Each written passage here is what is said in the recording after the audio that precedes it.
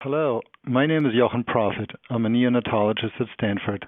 Today, I'll be talking to you about research that I've been conducting with my colleague, Dr. Bryan Sexton at Duke, on healthcare provider burnout and about our study which aims to reduce burnout called WISER. What is burnout? Well, burnout is the consequence of experiencing high and sustained levels of stress, which results in irritability, fatigue, detachment, and cynicism. The hallmark features of burnout are emotional exhaustion, depersonalization, and a reduced sense of personal accomplishment. And these features can be validly assessed using survey tools such as the Maslow Burnout Inventory or derivations thereof. Over the last decades, life has become increasingly busy and people struggle to maintain a healthy balance between work and life at home. As we recently showed, work-life climate, a measure of perceived work-life balance, is highly variable across clinical areas. This large study included nearly 8,000 respondents in more than 300 clinical work areas around 16 hospitals. And as you can see, respondent perceptions of a good work-life climate varied between 10% and 100%.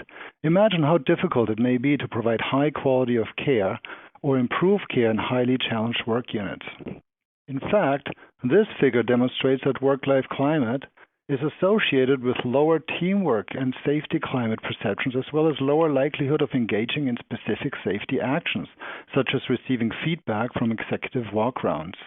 By the way, we have previously shown a very similar relationship between burnout in NICUs and these safety concepts, evidence that burnout and work-life balance are closely linked.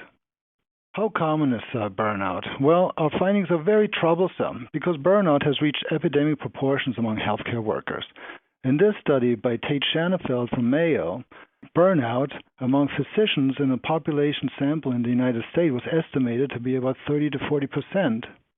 And things are actually getting worse. In a follow-up study, recent data from 2014, burnout had increased across nearly all medical subspecialties, whereas it had been stable in the general population.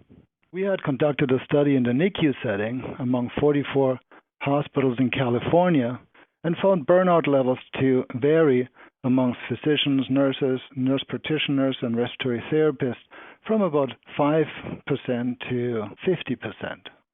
The problem is that burnout is contagious, meaning that if you're in a NICU where a lot of people are burned out, you eventually will become burned out yourself, or at least be at high risk for becoming burned out. So, burnout is highly prevalent. Well, how does it relate to quality of care? While this literature is still evolving, burnout has been associated with lower patient satisfaction, higher rates of infections, more medication errors, and higher standardized mortality ratios. But burnout isn't just bad for patients. Burnout is bad for providers as well, because it shortens your lifespan, it leads to lower quality relationships and lower marital satisfaction. Burnout decreases your immune system function. It leads to higher rates of personal injury. Typically, units with high levels of burnout will have lots of people walking around in a sling or hobbling on crutches. And it leads to higher rates of traffic violations and accidents. And finally, the topic of this presentation, it leads to decreased work-life balance, depression, post-traumatic stress syndrome, and suicide. You see, the problem with burnout is that it changes the way that you experience reality. Your perceptions are influenced by the way you feel. I will be showing you a couple of pictures, and I want you to think about the first thing that you see, and just keep a note of it in your mind. Here it is. What did you see? Was that a squirrel or an alligator? How about another one? Is that a snake or rope? How about another one? What did you see? Well, it turns out if we play fear-inducing music like Star Trek's Darth Vader theme, dun, dun, dun, dun, dun, dun, dun, dun, dun, we can alter the way that you experience reality. So in these ambivalent objects, you will be more likely to see a threatening object when we play threatening music. And burnout acts the same way on your consciousness. What happens is that you experience the world in a more threatening way amongst objects that are ambivalent. So then you're not able to perceive the positive when it's there. So why wiser? Well, burnout is highly prevalent, it's bad for patients, it's bad for healthcare workers, and it's treatable using evidence-based tools from the field of positive psychology. What Dr. Sexton and I have done is we have screened over 200 published and effective interventions from the positive psychology field, and we've packaged the 6 that we found to be most effective and engaging for busy healthcare providers. And we've created this program that we call WISER. You can see the 6 tools listed here. They include gratitude, 3 good things, moment of awe, random acts of kindness, signature strengths, and relationship resilience. We provide these tools to participants via their cell phones. Each module is started with a brief learning session. We'll show you a video of about 8 to 10 minutes.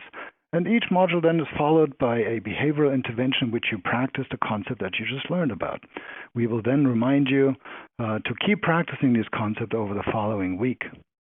We've been funded by NIH to conduct a trial, and we're currently engaged in a stepwise randomized control trial with 8 newborn intensive care units with over 1,000 participants.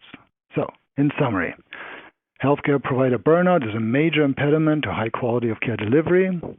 Positive psychology tools have been successful in relieving burnout, and we're conducting a trial of simple-to-use tools to reduce burnout in healthcare providers. The good news is you can try it out for yourself. If you are interested to either try this for yourself or for your unit, please go ahead and register your non-binding interest to participate by typing the link below into your web browser. Thank you very much for your attention. We hope you enjoyed this presentation.